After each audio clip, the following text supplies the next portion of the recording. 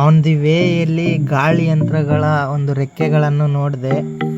ನೋಡಿಬಿಟ್ಟು ಅದ್ರ ವಿಚಾರಿಸೋಣ ಅಂತ ಹೋಗಿ ಅವ್ರ ಹತ್ರ ಕೇಳಿದೆ, ಇದು ಎಲ್ಲಿಂದ ಎಲ್ಲಿಗೆ ಹೋಗುತ್ತೆ ಅಂತ.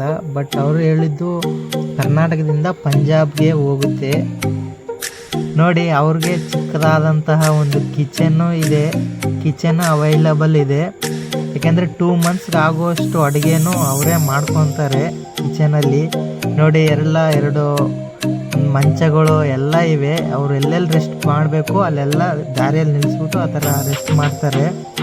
ಆ ಟರ್ನಿಂಗಲ್ಲಿ ಎಲ್ಲ ಫುಲ್ ಲೆಂತಿ ಇರುತ್ತಲ್ವ ಘಾಟ್ ಸೆಕ್ಷನು, ಅದು ಇದು ಎಲ್ಲ ಹೇಗೆ ಕಟ್ ಆಗುತ್ತೆ ಅಂತ ಕೇಳಿದಾಗ ಅವರು ಎಲ್ಲ ರಿಮೋಟ್ ಸಿಸ್ಟಮ್ ಇರುತ್ತೆ, ನಾವು ದಾರಿ ಟರ್ನಿಂಗ್ ಇದ್ದಾಗ ಅದೆಲ್ಲ ಕಂಜೆಸ್ಟೆಡ್ ಆಗುತ್ತೆ ಅಂತಲೂ ಹೇಳಿದ್ರು. ಅದ್ರ ಬಗ್ಗೆ ಇನ್ಫಾರ್ಮೇಷನ್ನು ಹೇಳಿದ್ರು.